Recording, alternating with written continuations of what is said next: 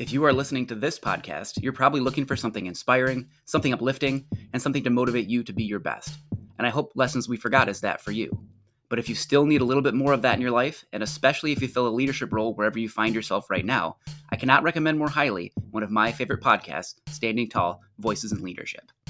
My friend Randy Lindquist is the host, and in each episode he talks to one of education's giant leaders. Inspired by Isaac Newton's quote, "If I see further than others, it's because I stand on the shoulders of giants." His podcast uncovers the wisdom, grit, and heart that drive exceptional school leaders. In each episode, Randy sits down with inspiring voices in education to dissect their leadership journeys, tease out practical lessons, and explore the challenges they've overcome. From bold innovations to everyday resilience, Standing Tall offers real-world insights that any school leader can lean on, learn from, and build upon. And according to Randy, when we learn from giants, we all stand a little taller. And that's saying a lot from the tallest person I know. Leadership comes in many forms, from administrators to teachers to anyone who seeks to have a positive influence on the people around them. If that sounds like you, please listen to Standing Tall Voices in Leadership on whatever podcast platform you listen to. And you guys know the drill. Like, subscribe, follow, and interact with all of your favorite podcasts, including Standing Tall Voices in Leadership. And now, on with the show.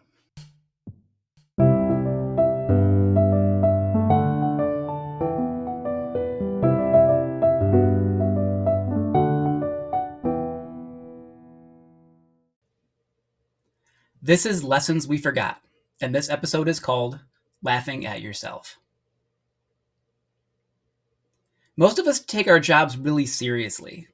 We care for our students, we enjoy our subject areas, and we genuinely want this place to be the best school it can be.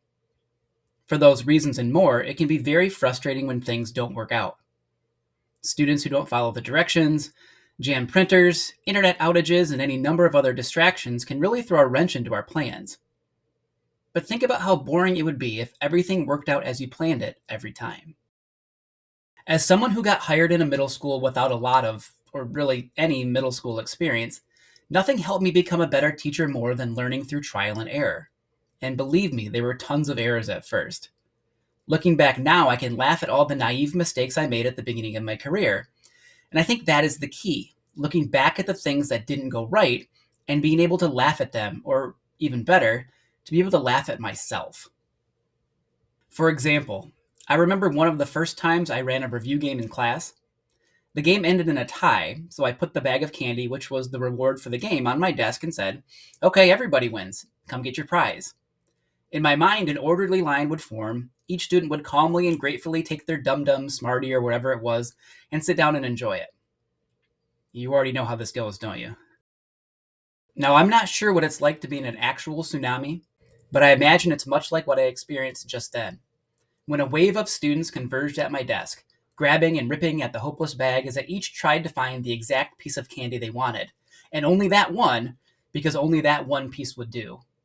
In vain, I tried to get everyone organized, but it was too late. The sugary blood was in the water, and all I could do was wait for everyone to have their fill. When the feeding frenzy was over, my desk was strewn with candy.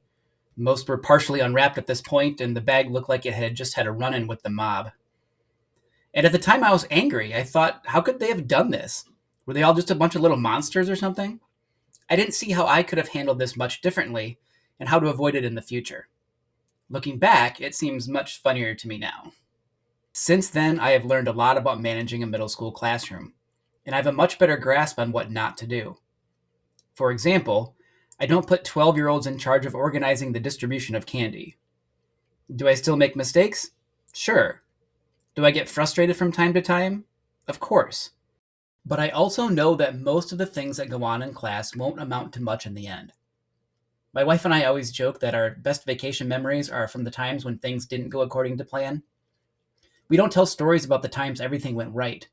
No, we tell stories about making wrong turns, running out of cash, and close calls with nature. The same can be true in many aspects of our lives. The screw-ups, the mix-ups, and the what the heck are you doings are the things that stick with us most. When we look back at the end of the year, that's what we're going to talk about. Those things are going to get the biggest laughs. That is how we grow and learn as teachers. It's funny how the things that frustrate us most in the moment often turn into our greatest stories just a few years down the road.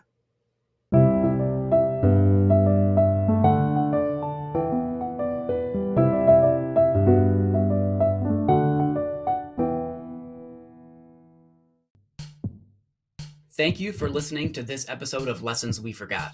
I'm the host, Chris Winkle. You can contact me at lessonsweforgot@gmail.com, and please do. I'd love to hear what you think about the show and any suggestions you might have. If you enjoyed this episode, please share it with a friend. That is the best way to help grow the podcast. If you want to hear more Lessons We Forgot, we post new episodes on Sunday nights. And when you like, rate, and subscribe to the show or leave a comment, that also helps the show reach new listeners. If you really hate ads like me, I do have a Patreon site, patreon.com/lessonsweforgot. For only $1 a month, you can get the show without ads. I'm offering a free trial right now, so go check it out and see if it's something you'd be interested in. Thanks again for your support.